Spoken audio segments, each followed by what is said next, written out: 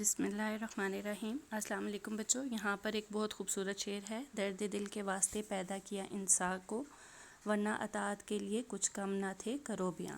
یعنی اللہ تعالیٰ نے انسان کو اس لیے پیدا کیا ہے کہ وہ دوسرے انسانوں کے کام آئے۔ اگر انسان کا مقصد صرف اس لیے پیدا کرنا ہوتا کہ اس کو عبادت کے لیے پیدا کیا گیا تو اللہ تعالیٰ کے پاس بے شمار فرشتے تھے۔ کرو بیاں سے مراد ہے اللہ تعالیٰ کے بہت مقرب فرشتے جو ہر وقت اس کی عبادت کرتے رہتے ہیں۔ تو پھر ان کے ہوتے ہوئے انسان کو پیدا کرنے کی ضرورت اس طرح سے نہیں تھی کہ صرف اگر عبادت کے لیے پیدا کرنا ہوتا، تو اللہ تعالیٰ نے انسان کو اس لیے پیدا کیا ہے کہ وہ دوسروں کے کام آئے۔ اللہ تعالیٰ کو یہ چیز اس کی عبادت سے بھی زیادہ عزیز ہے کہ انسان دوسرے انسان کے کام آئے اور اس کی مدد کرے۔ تو یہ اللہ تعالیٰ کو خدمت خلق بہت پسند ہے، اور اس کی بہت سی مثالیں ہیں، جیسے کسی غریب کی مدد کرنا، صدقہ دینا، خیرات کرنا، یہ خدمت خلق ہے اور یہ بہت ضروری ہے۔ اور اس کے علاوہ پڑوسی کا خیال رکھنا، پڑوسیوں کے کام آنا، اگر وہ کسی مشکل میں ہیں، مصیبت میں ہیں تو آپ ان کی مدد کریں۔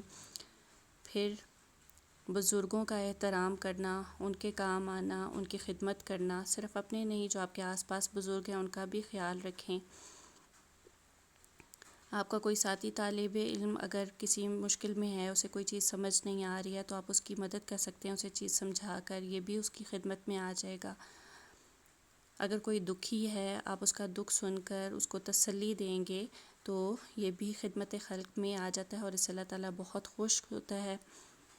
پھر جانور بھی اللہ تعالیٰ کی مخلوق ہیں، ٹھیک ہے، ان کی مدد کرنا اور ان کو مشکل سے نکالنا اور ان کا خیال رکھنا، یہ بھی خدمت خلق ہے۔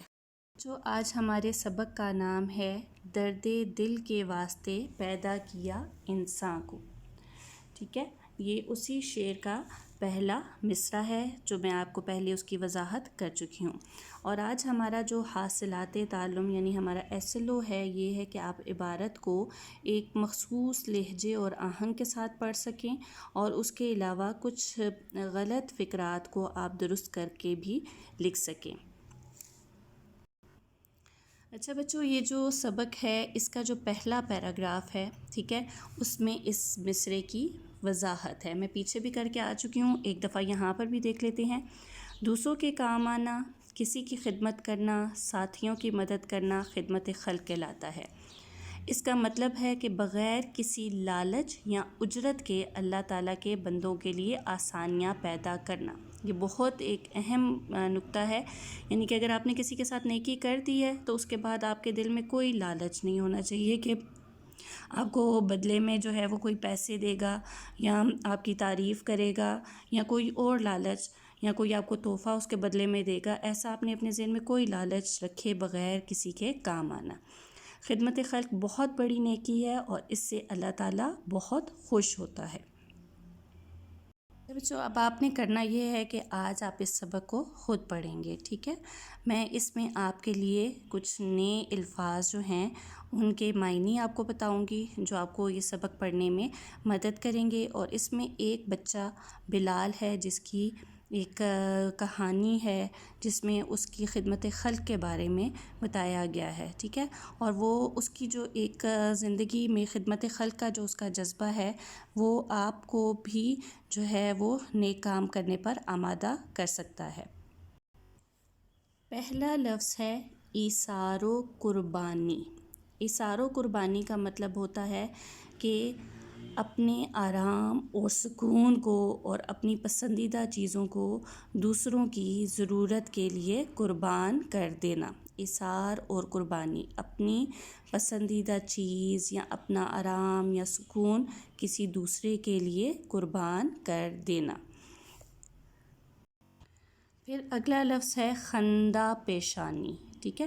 اب آپ دیکھیں ماتھے پر، ماتھا جو ہوتا ہے اس کو پیشانی کہتے ہیں۔ آپ دیکھیں کہ جب آپ کو کوئی ناپسند ہوتا ہے تو آپ کے اس کو آپ دیکھتے ہیں تو آپ کے ماتھے پر جو ہے وہ سلوٹیں سی جو ہے وہ پڑ جاتی ہیں، ٹھیک ہے. لیکن اس کے برعکس اگر آپ کو کوئی پسند ہے، آپ کسی کو خوشی سے ملتے ہیں تو آپ اس کو دیکھتے ہیں تو آپ کا جو کی پیشانی ہے، ماتھا جو ہے وہ اور چوڑا ہو جاتا ہے، ٹھیک ہے. یعنی کہ آپ خوشی کا اظہار کرتے ہیں. تو خندہ پیشانی کا مطلب یہ ہے کہ کسی کو بہت کھلے دل کے ساتھ ملنا، ٹھیک ہے. اپنے دل میں اس کے لیے کوئی برا سوچے بغیر اس کے ساتھ بڑے اچھے سلوک سے پیش آنا. لفظ ہے پڑوسی. پڑوسی کہتے ہیں ہمسائے کو، جو آپ کے گھر کے ساتھ رہتے ہیں. پھر اگلا لفظ ہے مالی مدد. مالی مدد کا مطلب ہے آپ اپنے مال سے، یعنی جو آپ کے پاس پیسے ہیں اس کے ذریعے سے آپ کسی کی مدد کرتے ہیں. اگلا لفظ ہے استعمال شدہ. وہ چیزیں جو استعمال ہو چکی ہیں. لفظ ہے مستحق. مستحق کا مطلب ہے حقدار، یعنی جس کا حق ہو، یعنی جس کا حق ہو کہ اس کی مدد کی جائے، ٹھیک ہے. کچھ لوگ ایسے ہوتے ہیں جن کو مدد کی ضرورت نہیں ہوتی ہے لیکن وہ جو ہے وہ آ جاتے ہیں، لیکن کچھ لوگ ہوتے ہیں جو واقعی حقدار ہوتے ہیں کہ ان کی مدد کی جائے. تو مستحق کا مطلب ہے حقدار. ہے عیادت. عیادت کے معنی ہے کہ بیمار کا حال پوچھنا.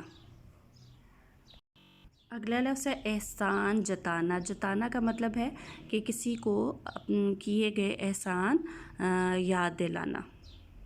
اگلا لفظ ہے خصوصی انعام. وہ انعام جو خاص طور پر دیا جائے. تصادم. یہ بالکل ایک نیا لفظ ہے. تصادم کا مطلب ہے ٹکر ہو جانا، ٹھیک ہے. دو گاڑیوں کا آپس میں تصادم ہو جانا، یعنی دو گاڑیوں کی آپس میں ٹکر ہو جانا اور کوئی حادثہ ہو جانا.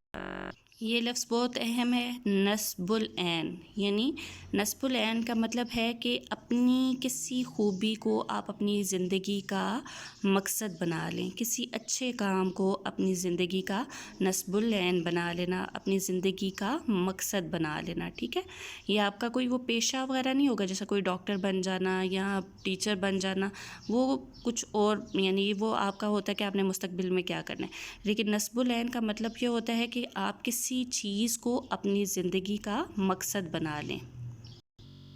اگلا لفظ ہے نفع. نفع کا مطلب ہے فائدہ پہنچانا، فائدہ پہنچانے والا، ٹھیک ہے. تم میں سے بہترین وہ ہے جو دوسروں کو نفع پہنچائے، یعنی فائدہ پہنچائے.